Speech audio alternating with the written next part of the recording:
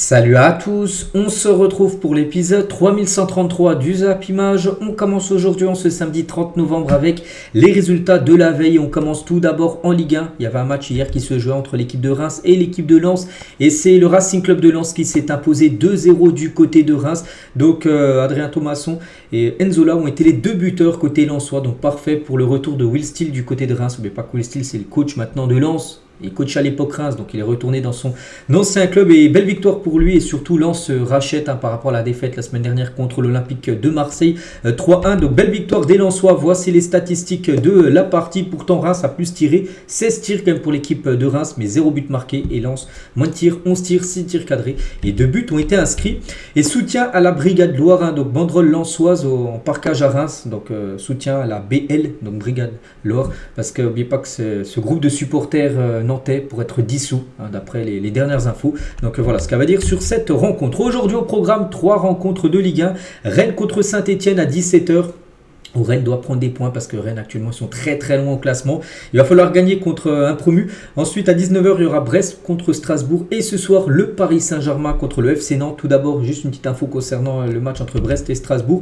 Donc le stade brestois qui reçoit Strasbourg ce soir à 19h pour le compte de la 13e journée de Ligue 1 sera diminué en plus de Pierre Lesmelou forfait. Donc il devra aussi se passer de Jonas Martin au milieu et de Koulibaly en défense centrale. Donc voilà, comme 3 cadres ne seront pas là. Bon, Pierre Lesmelou on savait déjà, il a déjà loupé le match contre le Barça, mais 2 autres joueurs qui auraient dû être là, ils ne seront pas là. Donc ça c'est un coup dur bien sûr pour l'équipe de Brest qui va plutôt bien en Ligue des Champions malgré la défaite contre le Barça. Mais en Ligue 1 ils sont loin, ils doivent prendre des points. Donc voilà, ils auront quand même pas mal de joueurs absents.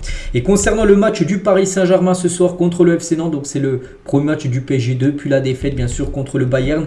Et la une du journal Équipe aujourd'hui, et ça parle de Luis Enrique, la méthode Luis Enrique. Si on zoome un petit peu là sur ce qui est marqué là, donc 4 jours après une nouvelle défaite en Ligue des Champions, le Paris Saint-Germain retrouve le championnat. Luis Enrique, son entraîneur, n'en démord pas. Son équipe est toujours sur la bonne voie, malgré que le PSG, en Ligue 1, ça c'est très bien. Un premier, pas mal de points d'avance sur le deuxième. En Ligue des Champions, c'est très compliqué. Et son équipe est sur la bonne voie. Donc voilà, ce que j'ai vu à Munich m'a plu. Voilà. Moi, j'ai regardé le match. Je trouve que c'était quand même très limité ce qu'a proposé le Paris Saint-Germain. Mais ça a plu à Luis Enrique, c'est bien ça le plus important. Sommes-nous en retard sur le projet? Il a dit je me sens très confiant, le classement en Ligue des Champions n'est pas mérité, certainement. Le PSG 25e, oui le PSG, mais bon, c'est peut-être pas mérité, mais voilà, le plus important reste les résultats. Et pour l'instant les résultats ne sont pas bons, c'est pour ça que tu es aussi loin. Il a dit nous devrions avoir minimum 9 points, actuellement le PSG a seulement 4 points. Donc ce que je vois me plaît, ce que j'ai vu à Munich m'a plu. On est l'équipe qui a le plus embêté le Bayern cette saison, je suis optimiste. Bon voilà, ça aussi je pense que c'est... je ne suis pas d'accord du tout avec lui. On dit que c'est l'équipe qui a le plus gêné le Bayern en Ligue des Champions cette saison. Non, le Barça, par exemple, a gagné 4-1 contre le Bayern en produisant vraiment une grosse partie. Pour moi, le Barça était bien meilleur que le PSG quand ils ont joué contre le Bayern. Aston Villa aussi avait battu le Bayern cette saison en Ligue des Champions. Voilà, quand il dit on est l'équipe qui a gêné le plus le Bayern. Non, voilà, il dit encore n'importe quoi. Voilà, Luis Enrique. Si ça lui convient, c'est quand même très limité. Je pense que les supporters en attendent beaucoup plus, bien sûr, que ce qu'a proposé le PSG mardi en LDC. Bref, toujours avec Enrique sur l'intensité de la Ligue 1 par rapport à la Ligue des Champions. Il a dit qu'est-ce qui pourrait faire penser que la Ligue 1 n'a pas le niveau suffisant pour préparer la Ligue des Champions. Il a dit regardez le classement des autres clubs français. On doit montrer des comportements en championnat pour les retrouver en Ligue des Champions. Voilà, parce qu'il y en a beaucoup qui disent oui, le PSG survole la Ligue 1, donc c'est pour ça quand ils arrivent en Ligue des Champions ils ont du mal. Mais si on regarde les autres clubs en LDC, ils sont tous devant le PSG au classement. Donc il dit que c'est pas l'excuse par rapport au niveau de la Ligue 1 qui est plutôt faible, d'après que quelques personnes pensent. Toujours avec Enrique, donc nos supporters font partie des meilleurs. Le jour où mes joueurs ne donneront pas le maximum, ils sortiront. Je vous dis simplement merci de nous soutenir. Donc là, il envoie un message bien sûr aux supporters parisiens qui est encore très nombreux. Plus de 3500 supporters parisiens étaient présents dans le parquage du stade du Bayern. Je ne garantis pas le résultat mais le style de l'équipe. Voilà quelques déclarations qu'il a pu faire. C'était hier en conférence de presse Luis Enrique par rapport aux 11 de départ attendus ce soir. Donc ça pourrait ressembler à ça d'après le journal Le Parisien avec Donnarumma qui retrouverait sa place de titulaire, lui qui a été sur le banc lors des 2 derniers matchs. Donc Warren Zaïre-Emery peut être défenseur droit. Voilà. Avec Marquinhos, Pacho, Beraldo. Donc milieu de terrain, Doué, Vitinha, Asensio et devant de Kangindi, Gonzalo Ramos et Randal Kolo Muani. Voilà, ce serait vraiment une équipe très remaniée avec pas de Dembélé, pas de Barcola. Ouais, c'est bien qu'ils aillent un petit peu souffler ces joueurs qui ont énormément déçu en LDC. Et il va certainement donner un peu de temps de jeu à des joueurs qui jouent très rarement. Kolo Muani, Ramos qui revient de blessure. Donc voilà, ça sera certainement une équipe, une équipe bis, on va dire, pour le match de ce soir. Et concernant cette rencontre, après la Asba 22, c'est JRK 19 et Lamano 1.9 qui performeront sur la pelouse du Parc des Princes avant PSG Nantes ce soir. Donc voilà, en gros c'est des rappeurs d'Île-de-France qui feront un petit concert, ils chanteront quelques musiques avant bien sûr la rencontre de ce soir. Et côté nantais les gars, voici le groupe nantais convoqué pour le match du côté de Paris à Nantes les gars, c'est une catastrophe, 4 défaites d'affilée. C'est une équipe, je crois qu'avant-dernière actuellement du championnat. Il faut prendre des points. Bon, le problème, c'est qu'ils jouent contre Paris. Donc voilà les joueurs convoqués, bien sûr, pour cette rencontre. À noter que c'est officiel, aucun supporter nantais est autorisé à venir en parkage ce soir du côté du Parc des Princes. Voilà ce qu'il y a à dire sur les matchs, le match d'hier et les matchs du jour du côté de la Ligue 1. On bascule cette fois-ci en première ligue. Il y avait un match hier, les gars, Brighton contre Southampton. Et un partout. Dommage pour Brighton. Il y a eu l'occasion de prendre 3 points. Donc Mitoma ouvert le score côté Brighton avant que De Ness égalise juste avant l'heure de jeu. Du coup, partage des points entre ces deux équipes. Surtout un bon point pris par Southampton qui est dans les dernières places de la première ligue. Et Brighton, gagne une place. C'était 3e, sont 2e actuellement quand même du championnat anglais.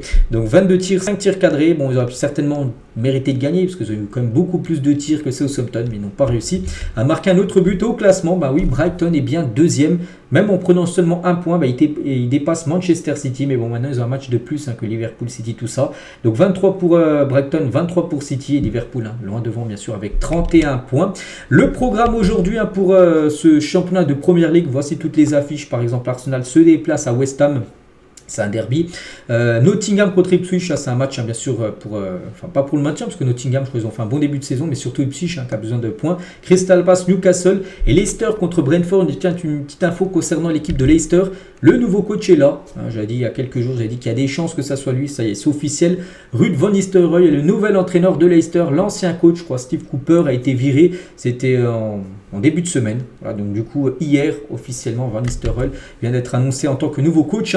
Donc il vient de signer jusqu'en 2027 son contrat du côté de Leicester avec pour objectif bien sûr de maintenir cette équipe de Leicester en première division. N'oubliez pas qu'il avait réussi plutôt bien du côté de Manchester. Pour l'après Eric Ten Hag en attendant Ruben Amorim, il a dirigé 4 matchs pour 3 victoires à nul. Donc maintenant c'est à Leicester, c'est lui maintenant l'entraîneur principal. Et cette semaine, donc ça a marqué les 9 ans depuis que Jamie Vardy est devenu le premier joueur, parce que là cette semaine ça faisait 9 ans jour pour jour, je ne sais plus c'était quel jour exactement, que Jamie Vardy avait fait un record de fou. Il avait marqué lors de 11 matchs d'affilée en première ligue. Et il avait battu le record de Ruud van Nistelrooy qui est maintenant son coach du côté de Leicester. Et n'oubliez pas que demain, grosse affiche, je le répète, demain, dimanche, Liverpool contre Manchester City. Maintenant qui est 3e avec Brighton est passé devant eux. Mais bon, voilà, demain, gros match. Donc Liverpool en cas de victoire reprendrait 3 points encore d'avance et voilà, on aurait plié quasiment, on peut dire, cette première ligue en cas de victoire. Donc voilà, demain ce gros match. Et à noter, ça c'est comme un gros coup dur pour Liverpool parce que c'est un joueur indiscutable titulaire.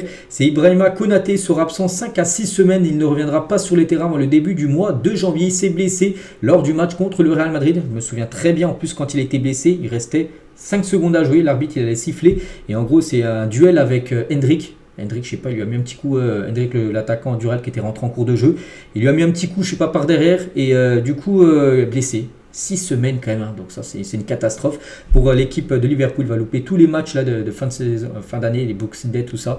Il sera pas là, Konaté, donc ça c'est un coup dur bien sûr pour les Reds. On quitte la première ligue, direction la Liga. Il y avait un match hier, c'est entre Mallorca et Valence et c'est Mallorca qui s'est imposé 2-1, donc belle victoire bien sûr pour cette équipe. Voici les statistiques de la rencontre. Au programme aujourd'hui, le Barça reçoit à 14h, tiens là dans quelques heures, l'équipe de Las Palmas. Il y aura l'Atlético ce soir qui se déplace au Real Valladolid. Et concernant le match du FC Barcelone contre Las Palmas, Hansi Flick confirme le retour de Lamine Yamal ce samedi face à Las Palmas. Il est bien présent pour le match du jour. Il est de retour et il est prêt à jouer. Nous n'avons pas encore décidé s'il sera titulaire ou non, mais le jouera, c'est le plan. Voilà, ça fait quand même 3 semaines qu'il n'a pas joué. Je pense qu'il n'y aura pas de risque pris, je pense. Enfin, moi personnellement, je crois que Hansi Flick, je le mettrai quand même sur le banc. Lamine Yamal, et je lui donnerai 30 minutes à la fin. Bon, après, ça se peut qu'il soit titulaire, on verra. Mais il est bien dans le groupe et il jouera aujourd'hui, le jeune espagnol. On quitte la Liga, direction la Serie A. Il y avait également un match hier, c'est entre Cagliari et l'équipe de Hellas Vérone. Et c'est Cagliari qui s'est imposé 1-0 grâce à Piccoli, qui marque pas mal de buts. Je vois souvent son nom en tant que buteur. Donc, belle victoire, bien sûr, de Cagliari qui prend de nouveau 3 points dans ce championnat italien. Au programme aujourd'hui, Como Monza, c'est un derby. AC Milan contre Empoli et Bologne contre Venise. Voilà le programme aujourd'hui du côté de l'Italie. Et par exemple, demain, il y a un match. La Juventus joue contre Lecce et Vlahovic devrait être forfait. Voilà, donc il s'est blessé là, milieu de semaine en Ligue des Champions et il devrait normalement ne pas disputer cette rencontre. L'attaquant de la Juventus Turin. Du côté de l'Allemagne, il y avait également un match hier, c'était entre St. Pauli et Holstenkiel. C'était entre deux promus qui s'affrontaient. Donc c'est St. Pauli qui s'est imposé 3-1 à domicile. Une belle victoire bien sûr pour cette équipe. Et au programme aujourd'hui, beaucoup de rencontres du côté de l'Allemagne. Leverkusen se déplace à Union-Berlin. Leipzig joue contre Wolfsburg et le gros match. Voilà, c'est à 18h30 ce soir. Dortmund contre le Bayern. Je vais essayer de le regarder ce match parce que j'ai envie de le voir. Donc voilà, c'est le classiqueur. C'est toujours un match spécial entre deux grosses équipes allemandes. Et jour de classiqueur, donc Dortmund qui réalise un début de saison timide affronte le Bayern, large leader de la Bundesliga. Les Bavarois n'ont toujours pas perdu le moindre match de championnat cette saison. 9 victoires, 2 nuls en Bundesliga. En plus, là, ils viennent de gagner le PSG. Ils sont en pleine confiance. Bon, Dortmund aussi, ils ont gagné 3-0 cette semaine contre le Dynamo Zagreb en LDC. Donc voilà, c'est deux belles équipes qui s'affrontent aujourd'hui. Et c'est surtout aussi un duel, un match dans le match avec les attaquants. Parce que c'est deux attaquants qui marquent énormément. Donc Guirassy, les gars, depuis le début de la saison dernière, il a joué 36 matchs en Bundesliga pour 34 buts et 4 passes D depuis le début de la saison dernière. Et Harry Kane, c'est 43 matchs, 50 buts et 15 passes D en Bundesliga seulement. On ne prend même pas en compte la Ligue des Champions, tout ça. Voilà, c'est aussi deux grands buteurs qui s'affrontent ce soir pour ce classiquaire. On quitte l'Europe, direction l'Arabie Saoudite. Il y avait un match, l'équipe de Cristiano Ronaldo, l'équipe d'Al Nasser joue un match de la Saudi Pro League contre Damak et Al Nasser s'est imposé 2-0. Et il a marqué le doublé. Cristiano Ronaldo, double buteur, un but sur penalty et un but dans le jeu. Donc belle victoire bien sûr pour l'équipe de Cristiano Ronaldo. 16 tirs, 3 tirs cadrés et 2 buts marqués. Et du coup avec cette victoire et très en jambes Cristiano Ronaldo dans cette fin d'année. Donc CR7 en est à 915 buts. Il a marqué son 914e et 915e but dans sa carrière. Donc voilà, on parle toujours de cette barre des 1000 buts. Et tous les matchs qu'il joue là ces derniers temps, il marque à chaque fois un but, voire des 2 buts par match. Il est déjà à 915 CR7, encore 85 buts. Il atteindra bien sûr cette barre. Je pense qu'il s'est fixé en tête. Je pense qu'il n'arrêtera pas. Il ne prendra pas sa retraite tant qu'il n'aura pas atteint bien sûr ses 1000 buts en carrière. Qu'il arrivera très prochainement s'il continue à marquer bien sûr à chaque match. Donc félicitations bien sûr à Cristiano Ronaldo qui fêtera quand même ses 40 ans. Là, tiens, dans à peu près 2 mois, le 5 février prochain. Et concernant notre grand club, l'équipe d'Al Ahly, je parle souvent aussi de ce club parce qu'il y a aussi grands joueurs qui ont signé là-bas. Je pense à Mahrez, tout ça. Et tiens, en parlant de ce joueur, les gars, Mahrez, à chaque fois aussi je parle de lui avec son équipe, à chaque fois soit il marque, soit il fait une passe D. Le dernier match, il avait fait 2 passes D pour Ivan Toney, une victoire 2-1. Et là, hier, c'est lui qui a marqué. Voilà, Riyad Mahrez à la 55e buteur et pour la victoire 1-0 de son club de Al Ahly. Donc voilà, félicitations à cette équipe. Et du coup, le classement, donc voilà, Al Nasser actuellement la 3e position, avec un match de plus par rapport à Al Hilal. Il y a Al Ittihad qui est devant quand même l'équipe de Al Hilal. Voilà, Al Ahly, l'équipe de Mahrez est actuellement 6e. Donc aujourd'hui, par exemple, il y a l'équipe de Al Ittifaq qui est actuellement, enfin Al Ittihad, désolé, l'équipe de Karim Benzema actuellement leader, joue contre l'équipe de Al Ittifaq, voilà, l'équipe entraînée par Steven Gerrard. Et Al Hilal, actuellement 2e, se déplace à Al-Shabaab. Voilà, le programme aujourd'hui du côté de la Ligue saoudienne. On quitte l'Arabie Saoudite, on revient en Europe, fini avec les résultats d'hier, on a fait le tour, il n'y a plus d'autres matchs à parler. On va parler de Vini Junior et c'est officiel, il est élu joueur du mois de novembre en Liga, félicitations à lui. Voilà, félicitations à Vini Junior, encore un gros mois de sa part. Il a déjà remporté quelques fois comme dans sa carrière, il a quand même ce prix meilleur joueur bien sûr d'un mois. Et toujours avec Vini, et officiel, le Real Madrid annonce que le mineur qui a proféré des insultes racistes à l'encontre de Vini Junior le 18 février dernier, c'est un match face au Rayo Vallecano en Liga, s'est excusé et rédigé une lettre d'excuse adressée à Vini où il exprime ses regrets. Il sera également interdit de stade pendant 1 an, donc voilà, il ira du coup à faire des activités socio-éducatives, interdiction totale de stade durant 1 an et amende à payer infligée par la commission d'État parce qu'en gros c'est un mineur, il avait envoyé des insultes racistes à Vini Junior et du coup il est passé au tribunal, tout ça, du coup voilà, il s'est excusé, il a envoyé une lettre. Donc voilà tout ce qui a été sanctionné. C'est bien parce que les choses bougent. Avant les gars, il y a ce genre d'infos comme ça, il n'y avait rien, il n'y avait aucune sanction pour ceux qui faisaient ça. Maintenant les choses bougent, Voilà, donc maintenant lui ça sera fini et il viendra plus au stade pendant un an. Et toujours tiens avec Vini, bon rien à voir avec l'info d'avant, mais Javier Tebas, le président de la Liga, accuse Vini Junior de piratage. Donc pendant le match Liverpool-Real Madrid, donc Vini a mis une photo sur son compte Instagram, il n'était pas présent pour le match parce qu'il était blessé, mais il a bien sûr regardé le match chez lui. Et quand avant le match, il a pris une petite photo pour dire voilà la Madrid pour soutenir l'équipe. Hein. Et en gros, on pouvait voir le logo TNT Sport sur son écran, c'est du piratage en gros. Quand vous êtes en Espagne, vous devez regarder les matchs de Ligue des Champions sur Movistar parce que lui regardait en gros ce match Liverpool-Real sur la chaîne TNT Sport, c'est une chaîne brésilienne. Et en gros, il dit que voilà, Javier Tebas, si tu es en Espagne, parce qu'il était chez lui dans sa ville en Espagne, si tu regardes le match, tu ne regardes pas avec la chaîne brésilienne, tu dois regarder avec la chaîne Movistar, qui est la chaîne en Espagne qui diffuse les matchs de Ligue des Champions. Voilà, pour Javier Tebas, c'est du piratage. Ce qu'il a pu dire un président de la Liga. On va parler d'un supporter du Real Madrid qui est à bout par rapport à Mbappé. Regardez ce qu'il a fait. Hein. Il a brûlé le maillot de Kylian Mbappé. Il a pourtant acheté quand même le maillot 120 €. Mais voilà, le supporter du Real a brûlé son maillot floqué Kylian Mbappé par rapport au dernier match, bien sûr, de Kylian Mbappé. Voilà, c'est fou. Hein. Et ce supporter, il a dit « Mes espoirs et mon soutien pour Mbappé sont terminés. Je suppose que quiconque le soutient un quotient intellectuel égal à celui d'une mouche. » Voilà. Lui, les gars, il était très fan de Kylian Mbappé. Il a même acheté son maillot. Et maintenant, les gars, il ne veut plus du tout entendre parler d'Mbappé. Il a même brûlé son maillot. Voilà. C'est juste un supporter qui a fait ça. Je pense que les autres supporters, bien sûr, du Real sont plus intelligents et pensent et savent que Mbappé, bien sûr, va rebondir. Et toujours, tiens, avec Kylian, aussi une affaire qu'on n'entend plus trop parler. L'affaire de sa virée en Suède. Souvenez-vous, il y a une agression sexuelle. Bon, pour l'instant, l'enquête est toujours en cours. Hein. Si la justice suédoise n'a donné pour l'instant aucune information depuis le dernier communiqué qu'ils ont sorti, hein, le 15 octobre dernier, ça fait déjà 1 mois et demi qu'ils ont sorti le dernier communiqué. L'affaire n'est pas clos, hein, bien sûr. Donc voilà, la procédure suit son cours. Voilà, dès qu'il y aura des nouvelles, il sortira un nouveau communiqué. Mais voilà, Mbappé est toujours impliqué, bien sûr, dans cette histoire-là.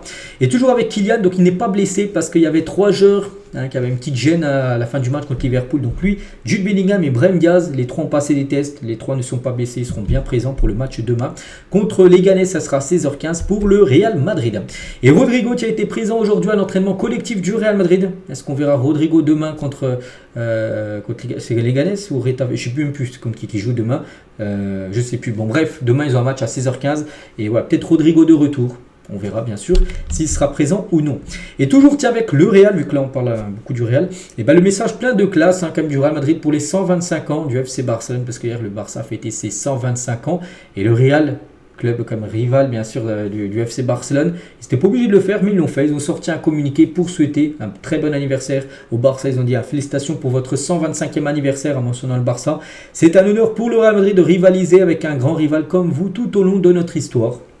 Voilà le message sorti par le Real Madrid sur le Barça. Et tiens, toujours avec cette équipe du Barça, il y a aussi des joueurs comme Léo Messi qui a souhaité un très bon anniversaire au Barça, un joyeux 125e anniversaire au meilleur club du monde. Il a mis ça sur son compte Instagram. Et Léo Messi revient sur ses belles années. Donc c'est un club spécial différent des autres. Le club, la ville, les gens, l'amour me manque vraiment. J'espère que nous continuerons à se rendre, à rendre ce club encore plus grand qu'il l'est bien sûr actuellement. Neymar aussi a sorti une story Instagram, voilà, Neymar, on peut voir sa story Instagram, 125 ans d'histoire, mentionnant bien sûr le FC Barcelone, photo de lui, quand il portait le maillot du Barça à l'époque. Il était présent hier à Barcelone, je ne sais pas s'il était présent pour l'anniversaire, parce qu'hier soir il y a une cérémonie, mais il était présent à Barcelone hier, on peut voir le joueur Neymar. Et concernant toujours le Barça, et hier pendant la cérémonie, ils ont sorti leur nouvelle mascotte, Bienvenue Catin, la mascotte du FC Barcelone, créée à l'occasion du 125e anniversaire du Barça, a été conçue par les frères Grangel en collaboration avec le FC Barcelone. Donc charismatique, drôle, en faveur de l'intégration, la meilleure mascotte pour le meilleur club du monde. Voilà, donc par exemple cette mascotte sera présente cet après-midi pour le match contre Las Palmas dans les travées du stade Montjuïc. Et hier, comme j'ai dit, elle était présente dans un théâtre. En gros, il y avait tous les joueurs du Barça, plein d'anciens joueurs, tout ça, pour fêter bien sûr les 125 ans du FC Barcelone. Et toujours avec le Barça, et le Barça avant-hier, légende, donc des anciens joueurs ont joué un match contre le Real Madrid légende. Il y a eu 2 partout, quelques photos, Ronaldinho avec Romario, alors Luis Figo, qui a pourtant joué dans les 2 équipes, mais il a représenté les couleurs du Real Madrid. On va parler de Nico Williams, cette anecdote, voilà, parce qu'en gros, il y a eu un petit documentaire qui est sorti par rapport à l'Espagne, la sélection espagnole qui a gagné l'Euro il y a quelques mois. Et cette anecdote de Nico Williams sur Lamine Yamal, alors âgé de 16 ans, avant d'affronter l'équipe de France en demi-finale, donc quelques heures avant avant la demi-finale en gros. Donc il a dit, hein, nous allions jouer une demi-finale de championnat d'Europe contre la France. J'étais en train de chier dans mon pantalon et lui il était en train de dormir. Aucune pression pour Lamine Yamal, hein. Mais ce gamin, comment peut-il s'endormir avant un match aussi important? Voilà, donc lui les gars, il était en panique totale, stress total, hein, pour Nico Williams. Et il regardait son ami, hein, parce que c'est toujours l'un côté de l'autre, hein. Il y avait Lamine Yamal, donc lui il était en train de dormir, très serein bien sûr, et c'est vrai qu'il avait fait mal à l'équipe de France, on se souvient. Avec ce but, hein, en pleine lucarne. Toujours tiens avec un Espagnol qui a gagné l'Euro, c'est Aymeric Laporte. Et Ancelotti, le coach du Real, apprécie énormément Aymeric Laporte. Mais l'opération serait financièrement très élevée parce qu'il appartient à Nasser. Et à Nasser, s'il venait à le lâcher, hein, il essaierait de le vendre le maximum, enfin très cher. Donc voilà, ça semble bien sûr compliqué, mais pas non plus impossible. Et toujours avec le Real, ils adorent aussi Florian Wirtz, hein, mais un transfert semble irréalisable. Le prix demandé par le Bayer Leverkusen est de 100 millions, c'est même 130, hein, je crois, son prix valorisé. Donc voilà, bon après, si on parle d'un transfert comme ça se fera. Au mieux, on peut dire l'été 2025 et le Real a l'argent bien sûr, hein, pour faire un transfert de cette ampleur-là. On va parler cette fois-ci de Martin Zubimendi qui intéresse l'équipe de Liverpool. Voilà, donc Zubimendi, joueur de la Real Sociedad. J'ai vu le Real aussi était intéressé. Le Barça, c'était l'année dernière qui était intéressé, du coup il n'est pas allé. Mais voilà, ça sent le départ et il pourrait peut-être filer en première ligue. DAZN, donc la chaîne qui diffuse les matchs de la Ligue 1, donc doit atteindre les 1,5 million d'abonnés en décembre 2025 dans un an. C'est l'objectif qui sont fixés. 1,5 million d'abonnés. Donc la LFP ou la plateforme DAZN pourra acter le départ anticipé du diffuseur principal de la Liga s'il n'atteint pas cet objectif. Une issue très envisageable en raison d'un piratage massif et d'une stratégie discutable. La plateforme compte aujourd'hui environ 500 000 clients. Voilà, en gros, ils sont à seulement un tiers de ce qu'ils avaient visé. Ils avaient visé 1,5 million d'abonnés en décembre 2025 dans un an. Et là, ils sont à 500 000. Bon, ça se peut que dans un an, ils en gagnent beaucoup, mais ils peuvent en perdre aussi également beaucoup. Donc, en gros, ils avaient signé un truc, c'était que s'ils n'atteignaient pas leur objectif de 1,5, ils pouvaient à tout moment partir. Normalement, ils avaient signé pour 5 ans. Et là, peut-être au bout de seulement 2 ans, ils vont déjà quitter les plus diffuseurs de la Liga parce qu'en gros, ils perdent trop d'argent tout simplement. C'est vrai qu'ils ont mis des prix très très hauts. Et bien sûr, peu de personnes s'est abonné, surtout beaucoup de monde. Hein. On sait regarde les matchs en mode piratage. Bref, qui se souvient de la première saison de Lisandro Lopez à Lyon? 49 matchs, il avait marqué quand même 24 buts et 8 passes D. Un sacré neuf, hein, qui rechignait pas sur les efforts parce qu'il faisait aussi beaucoup les efforts défensifs. Il avait des stats énormes. Hein. L'attaquant argentin. Tiens, un autre attaquant argentin, c'est Léo Messi et son fils Thiago Messi. Et ben, il a joué contre les Newell's Old Boys, donc le club de son père quand il était tout jeune. Hein. Léo Messi, il a commencé dans cette équipe. Donc il y avait un match qui était organisé entre l'Inter Miami, l'équipe où joue le fils de Léo Messi, et l'équipe de Newell's Old Boys, donc la même catégorie. Donc ils ont joué, puis quand il a joué, on peut le voir avec son numéro 10, le fils de Messi, Thiago Messi, il y a une grande banderole de son père en train d'embrasser le trophée de la Coupe du Monde juste derrière. On va parler d'un autre Argentin, c'est Garnacho, 20 ans, depuis son arrivée dans le groupe pro de Manchester United. Et bah c'est pas mal. Donc au début les gars, en 2021, première fois il avait joué seulement 2 matchs. Bon, 0 but, 0 passe D. Bon, il était tout jeune bien sûr. Donc après, il a joué quand même 36 matchs l'année d'après, avec 5 buts, 4 passes D. L'année dernière, il a joué encore plus de matchs, 50 matchs, donc 10 buts et 5 passes D. Et là, il est déjà à 20 matchs et 8 buts et 4 passes D. Bon, on pense qu'il va faire encore mieux que les... En gros, chaque année, il fait toujours mieux que l'année d'avant. C'est vrai que Garnacho, maintenant, est un joueur très important du côté des Red Devils. 95% des pros jouent avec des paires de crampons Adidas, Nike ou Puma. Voilà en gros une infographie intéressante proposée par Footpack en gros, qui montre sur 431 joueurs étudiés, des joueurs pros, et ben les marques les plus utilisées en crampons. Donc les paires Adidas sont les paires les plus utilisées. 194 joueurs sur 431 joueurs professionnels, on va dire, jouent avec des paires Adidas. 123, donc 28% jouent avec des Nike, et 96 joueurs, donc 22% jouent avec des Puma. Après, il y a aussi des autres chaussures, hein, donc des Midzana, des Kipsta, des New Balance. Voilà, seulement New Balance, 1 joueur sur 431 joue avec des New Balance, c'est très peu. Et on peut voir les top 10 des modèles les plus portés dans les groupes pro. Sur 431 joueurs étudiés un peu partout en Europe. Donc la paire de crampons la plus utilisée, c'est l'Adidas F50 sans lacets, voilà, tout en haut là, où il y a quand même 56 joueurs. Voilà, sur 431 qui portent ces crampons. La Puma Future 7 les gars, En deuxième position, on peut voir voilà, chaque chaussure. La plus belle, les gars, si je devrais en donner une, je sais pas laquelle la plus belle. La 9e, là, je la trouve belle. Tiens, la Mercurial Vapor 15. Pour moi, si j'avais le choix, je porterais celle-là. Bref, André Gomez est de retour à l'entraînement collectif du côté de Lille. Donc l'infirmerie lilloise ultra remplie. Hein, c'est qu'il y avait beaucoup de blessés. Ben, elle se vide de plus en plus. Là. Ça, c'est plutôt une bonne nouvelle pour Lille. Et André Gomez, les gars, revient. Et peut-être, je ne sais pas s'il sera présent pour le match ce week-end, mais peut-être il reviendra la semaine prochaine. Il y a 26 ans, jour pour jour, c'était un 30 novembre. Donc un certain Steven Gerrard disputait son tout premier match avec Liverpool, légende. Hein, il a disputé 710 matchs quand même à Liverpool. Donc 186 buts, 155 passes D, pas mal. Surtout pour un joueur qui joue quand même milieu de terrain. Donc ce qui est fou quand même, c'est que c'est terrible hein, de se dire que ce joueur n'a jamais remporté la Première Ligue en 17 saisons passées du côté de Liverpool. Jamais il a remporté l'appel. Bon, là, ils l'ont remporté il y a quelques années. Bon, enfin, pour l'instant, ils sont bien partis pour la remporter de nouveau. Mais c'est que lui, il n'a jamais remporté la Première Ligue avec Liverpool. Steven Gerrard. Roberto De Zerbi, le coach de l'Olympique de Marseille, veut être actif sur le mercato d'hiver. Il a dit, en gros, il espère 3 recrues défensives cet hiver. Donc il y a Kylian Sildilia, un défenseur français de Fribourg. Il y a aussi Danilo, un joueur de la Juventus qui joue plus du tout. Hein. Danilo, les gars, il est écarté. Il est en fin de contrat, en fin de saison. Il risque de partir. Il pourrait partir pour très pas cher du côté de l'OM. Donc ils sont bien ciblés. Il y a des joueurs qui pourraient faire le sens inverse et quitter Marseille. Murillo et Brassier, les gars. Lilian Brassier, ancien joueur de Brest, et un départ de Brassier en janvier n'est pas exclure.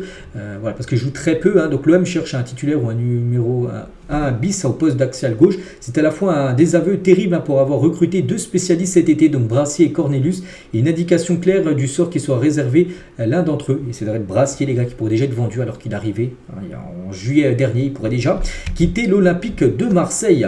À l'approche de Noël, le RB Leipzig dévoile le premier maillot de l'histoire en velours. Voilà, donc une matière chère, on peut dire. Donc il est fabriqué en 2009 exemplaires en référence à l'année de création du club. C'est que Leipzig, les gars, c'est un club tout jeune qui a parlé du Barça, 125 ans hier. Il a été créé le 29 novembre, le FC Barcelone. Donc le 29 novembre 1899. Et les gars, le club de Leipzig, il est créé depuis seulement 2009, hein, depuis 15 ans. Voilà, donc lui, tout jeune club. Et du coup, il sera créé en 2900 exemplaires. Voici ce maillot, hein, qui est sublime, bien sûr. Je ne sais pas combien il va coûter. Mais voilà, de couleur marron et de couleur dorée pour les sponsors. Donc sublime maillot. On va parler de Manchester City. Plusieurs joueurs de Manchester City pourraient quitter le club l'été prochain. Parce qu'il y a pas mal de joueurs qui sont en fin de contrat. Il y a des joueurs aussi qui pourraient partir. Parce qu'on sent peut-être la fin de cycle hein, du côté de City. Donc Gundogan, hein, pourtant il est revenu l'été dernier. Il pourrait déjà partir dans un an. Kevin De Bruyne qui est en fin de contrat en fin de saison. Kyle Walker, Ederson, Silva, Stone, Grealish. Hein, c'est quand même, regardez, hein, si on compare les joueurs, il y a quand même un truc qui est quasiment commun à tous les joueurs. C'est qu'ils ont quasiment tous plus de 30 ans, à part Grealish qui a 29 ans. Sinon, voilà, c'est que des trentenaires. Et peut-être City se dit il faut reprendre des joueurs plutôt jeunes, voilà, des joueurs de 22, 23 ans, comme ils ont fait dans le passé. C'est pour ça que toute cette génération-là de joueurs de City qui ont quasiment tout remporté, et la plupart quitteront le club en fin de saison. Officiel, la famille Arnaud devient le nouvel actionnaire majoritaire du Paris FC. J'avais dit ces derniers jours, j'avais dit que ce n'était pas encore officiel. On parlait toujours d'un accord de ça, mais ce n'était pas encore officialisé. Ça y est, maintenant c'est officiel. Le Paris FC a été racheté. Donc le club parisien entre dans une nouvelle ère. Voilà, parce que la famille Arnaud, et je crois que c'est la 5e fortune mondiale. On parle de milliards, hein, on parle de plus de 200 milliards de fortune. Bon, après, il ne va pas investir 200 milliards dans le Paris FC. Mais rien que s'il fait, je sais pas, un petit pourcentage de cette fortune, il investit avec des bons recrutements intelligents, tout ça, le Paris FC, les gars, peut être vraiment une redoutable équipe. Donc voilà, il change de dimension. Cette équipe parisienne, l'objectif bien sûr, c'est de gêner le PSG dans le futur. Et déjà, il faudra déjà qu'il monte en Ligue 1. Bref, grosse tension entre les ultras du Beşiktaş et les joueurs du club. Donc les Aigles Noirs, donc c'est un groupe de supporters du Beşiktaş. Donc n'oubliez pas que le Beşiktaş s'est incliné 3-1 contre le Maccabi Tel Aviv. C'est en Coupe d'Europe, là jeudi. Et les supporters réclament le limogeage de l'entraîneur. Parce qu'actuellement le Beşiktaş sont pas au top en championnat et même je sais plus en Europa League ou en Europa Conference League. Bref, ils ont perdu, ils sont pas au mieux. Ils veulent le limogeage en gros du coach actuellement qui est en place. L'attaquante Marie-Antoinette Katoto, dont le contrat se termine au mois de juin prochain, pourrait chercher à partir du Paris Saint-Germain. Le torchon brûle entre Katoto et le PSG. Voilà, ça nous fait penser un petit peu avec Kylian Mbappé. Pourquoi Mbappé? Parce qu'elle joue au PSG comme Mbappé à l'époque. Il était en fin de contrat Mbappé. Il est parti elle aussi. et elle aussi c'est la meilleure buteuse de l'histoire du PSG, un peu comme Kylian Mbappé. Donc elle aussi les gars, l'impression ça part un peu au clash, on ne sait pas trop ce qui se passe. Donc elle pourrait partir libre l'été prochain, ce serait comme un gros coup dur pour le Paris Saint-Germain féminin. Le Ghana se classe 77e mondial au classement FIFA et 14e meilleure nation africaine. Il s'agit du pire classement des Black Stars depuis plus de 20 ans. On sait que le Ghana en plus même pas qualifié pour la future CAN. Ils ont perdu énormément de places au classement FIFA. Ils sont 77e. Il y a encore quelques années, ils étaient dans le top 30. Et là, ils sont 77e. C'est une phase très compliquée pour eux là depuis quelques temps. Officielle déchirure du ligament croisé antérieur du genou gauche pour Karim Konaté, un jeune joueur de 20 ans. Donc c'est un joueur ivoirien qui joue du côté de la Fiorentina. Non, il joue pas à Fiorentina, il joue à Salzbourg, mais c'est plutôt un joueur de la Fiorentina. Donc Christian Kwame, quand il a marqué un but en Coupe d'Europe jeudi, il a envoyé de la force en gros. Donc ça c'est un gros coup dur bien sûr pour le joueur Konaté, ligament croisé, déchirure les gars, c'est fin de saison. On lui souhaite bien sûr un très bon rétablissement. Un joueur également blessé, c'est Benjamin Pavard. Il s'est blessé lors du match contre Leipzig, une victoire 1-0 en LDC, c'était mardi. Donc Pavard devrait observer une période sans compétition supérieure à un mois, devrait être absent 5 à 6 semaines. Donc retour début mi-janvier pour Pavard. On lui souhaite également un bon rétablissement. Almami Touré donc était trop fort selon Abdou Diallo, qu'il avait côtoyé à Monaco. Il a dit: tu demandes aux formateurs de l'époque qui sont les joueurs qui ont le plus impressionné dans l'histoire. Ils te diront Touré et Kylian Mbappé au centre de formation de Monaco. Et tu ne mets pas l'un devant l'autre au centre de formation. Les deux étaient au même niveau. Des mecs comme Valère Germain, il demandait: est-ce que Almami joue aujourd'hui? On veut la prime de victoire. Il avait le même âge que moi, 17 ans. C'était mon exemple, j'allais le voir et je lui demandais comment tu fais ça. Et lui, il me poussait. À la fin, on a fini par jouer ensemble en pro. Bon, après, Touré, un peu du mal, parce qu'il était au même niveau qu'Mbappé. Enfin, il a beaucoup qui le comparaient à Mbappé à l'époque. Mais maintenant, il évolue à Kaiserslautern en deuxième division allemande. Mais bon, d'après Abdou Diallo, les gars, il avait un talent énorme, le joueur Touré. On va parler de Gaël Givet, ancien international français passé par Monaco et l'OM, explique qu'il ne suit plus du tout le football, il ne regarde plus du tout le foot et ne se reconnaît plus dans la nouvelle génération. Il a dit: j'ai l'impression qu'on pense d'abord à avoir une belle chérie et à se mettre en photo sur les réseaux sociaux avec sa belle voiture. Le foot, je ne le suis pas. À un moment, il y aura une prise de conscience quand on voit au niveau pro 5 joueurs ou un entraîneur foncer en hurlant sur un arbitre et dès qu'il siffle, faute, on ne peut pas continuer. Que font la fédération, la ligue ou même les ministères des sports? Qu'est-ce qu'ils attendent pour prendre vraiment les choses à bras le corps? Le football est en train de se ridiculiser. Je n'ai pas honte, mais presque de voir ce qu'il devient. Cela me fait de la peine. Voilà, donc lui, les gars, il comprend pas parce que lui, c'est l'ancien football. Gaël Givet qui avait joué en équipe de France quelques matchs, beaucoup d'années. Et voilà, donc lui, il ne suit plus du tout le foot. Il n'aime pas ce qui est devenu, on va dire, le football de maintenant.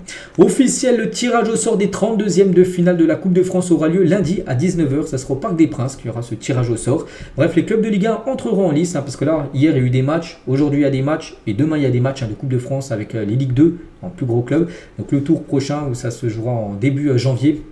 Les Ligue 1 rentreront, on connaîtra bien sûr les affiches des 32e, ça sera lundi. Et on finit cet épisode aujourd'hui avec Il était une fois au PSG, la saison 2001-2002. Regardez-moi, que des légendes. Il y a des joueurs qui ont performé énormément, il y a des joueurs maintenant qui sont devenus entraîneurs. Donc Gabriel Heinze, Arteta qui est coach maintenant d'Arsenal, Pochettino qui est le coach maintenant des États-Unis, mais il a coaché par exemple le PSG. Ronaldinho, qui n'est pas coach, mais voilà, lui il a fait une autre carrière. Nicolas Anelka ou Okocha. Donc voilà, c'était le Paris Saint-Germain 2001-2002. Donc voilà les gars, tout ce qu'il y avait à dire aujourd'hui. J'espère que ça vous a plu. Donc nous on se retrouve bien sûr demain, dimanche, pour le prochain numéro. Je vous souhaite une très bonne journée et à demain.